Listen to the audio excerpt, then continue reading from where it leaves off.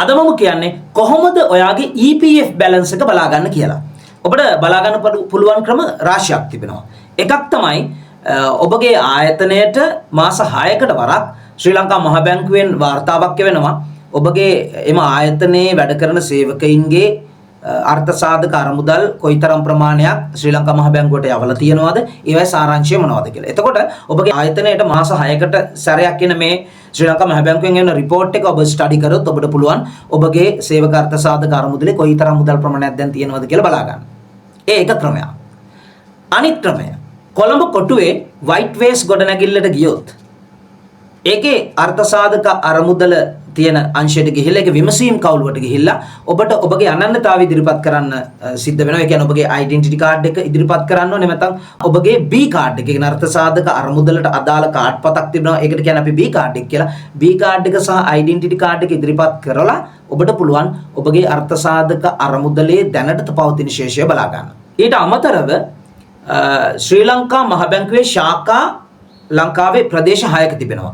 මාතර, නුවරඑළිය, මාතලේ, අනුරාධපුරය, කිලිනොච්චිය සහ ත්‍රිකුණාමලය කියන ප්‍රදේශවල තිබෙනවා ශ්‍රී ලංකා මහ බැංකුවේ ශාඛා.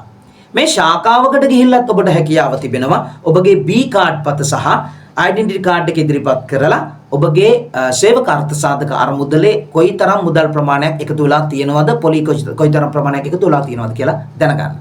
ඊළඟ ක්‍රමය තමයි ඔබට ලිඛිත ලියුමක් ඉදිරිපත් කරන්න පුළුවන් මෙන්න මේ තිරේ දිස්වන ලිපිණයට. මොකක්ද මේ තියෙන්නේ?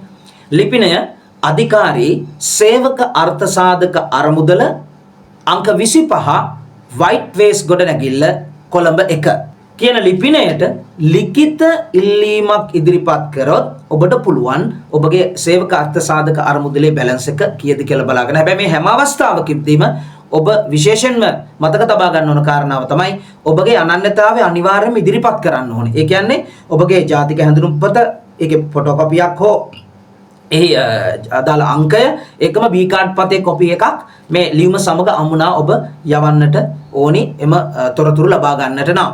ඊළඟ ක්‍රමය තමයි ඔබට පුළුවන් ඊමේල් පණිවිඩයක් යවන්න.